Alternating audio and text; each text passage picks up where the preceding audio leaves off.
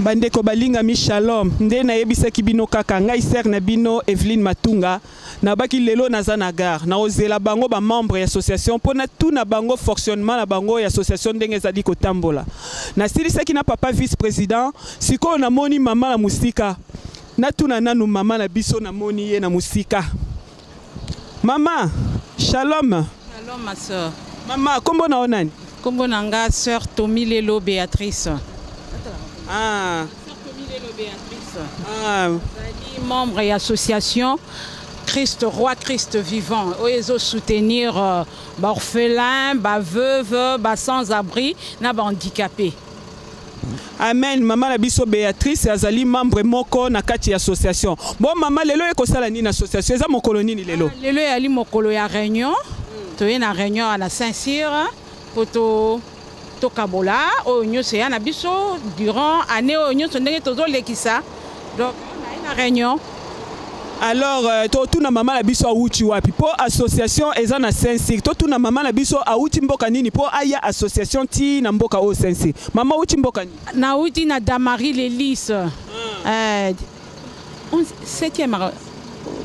Donc maman la biso awuti na Damari Lelis eza bongo na Melin.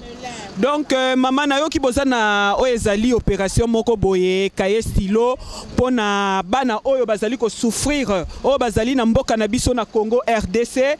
Donc balingi ko sunga bango pona rentrée scolaire. Bon liloba nini okoloba pona bandeko bazotala biso soki mosala nini okoki kopesa bango conseil ni bakoki kosala nini po ba soutenir o ezali association oyo Christ Roi Christ Vivant. Merci ma soeur.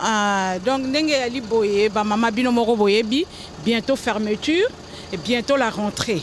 Donc ndenge zali boye to na opération bike kaye. Donc bino moko boyebi mboka na biso passe koti la rentrée scolaire bana bazana bolingwa ko tanga. Mais ba parents ba makoki ya lite ndenge tozo lancer campagne yo bike stylo nini kaye stylo. Donc ba maman nyonso a France oyo moteme beti e lokwa nga na zolo ba bino na ali mama veuve ndenge moteme ko beta ye mama oyo akomona ke moteme beti ye asalela biso opération ana bike kaye bike na to na site na biso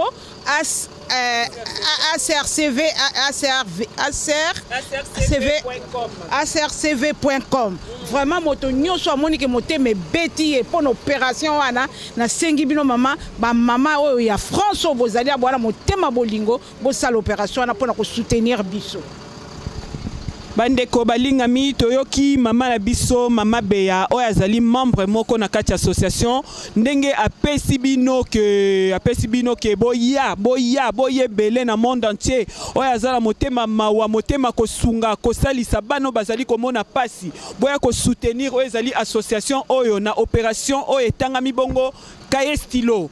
Donc maman ndenge na utaki koloba soko sali course po na bana na yo même ozana bana te mama somba kaye wana somba stylo nzamba ko zongselo ya mingi kota nyongo papa koti sa nzambe nyongo nzambe soko koti se nyongo yo moko yebya ko rembourser lolenge nini. Donc bandeko na ngai botanga na Psaume 41 verset 1 à 2 botala nini nzamba azali kolobela biso na bateau bazali ko soutenir ba faible bato bazomona pasi ndenge nini nzamba azali ko sala kana bango. Donc wana ezali kaka na pesi bino passage wana botanga bomona mosala nzambe ndenge nini a rembourser na bateau ba edaka bateau bazali bato na pasi.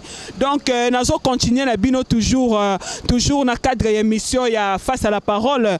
Donc ndenge ezali boye na kokende ti place basala ka réunion association ko tuna membre moko question po bayebisa biso mosala nini bazali ko sala ya association mosala nini na malamu bazali ko sala na association en fait que boye ba association oyo ACRCV na ndenge ezali ko évoluer na ndenge ezali ko sala misala na kati ya mboka oyo France. Donc tokomi bongo à tout à l'heure.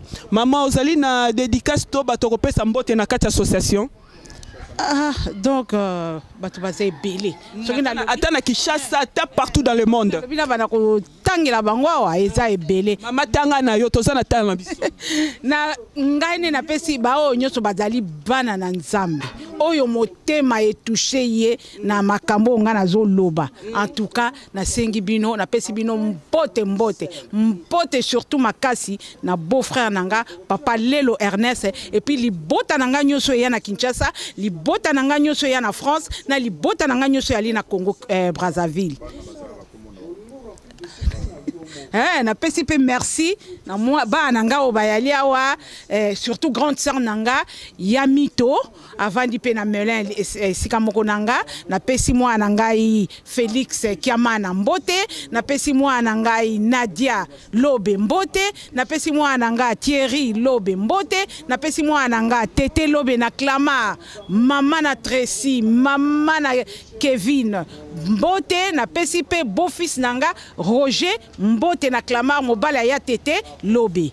Merci. Ma Marceline Katutu libota na ye nyonso mama yonde mutozo simba ngai oyo ba déplacement nga nazo sala nazo yawa na ngaki na sala témoignage falo ya Nzamba bakisela yo mokame pa itangu nyonso association réunion yali ozo soutenir nga na billet oyo nga na longwaka meleti na koma na Saint-Cyr vraiment Nzamba pambola yo abakisela yo esika ezali kimia na kati ndako na yo pe na bana na yo.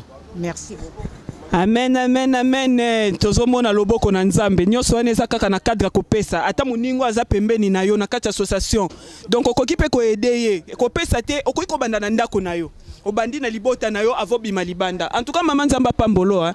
En tout cas na Rolanda bino le association na otika binote. Allez, merci. Dieu vous bénisse.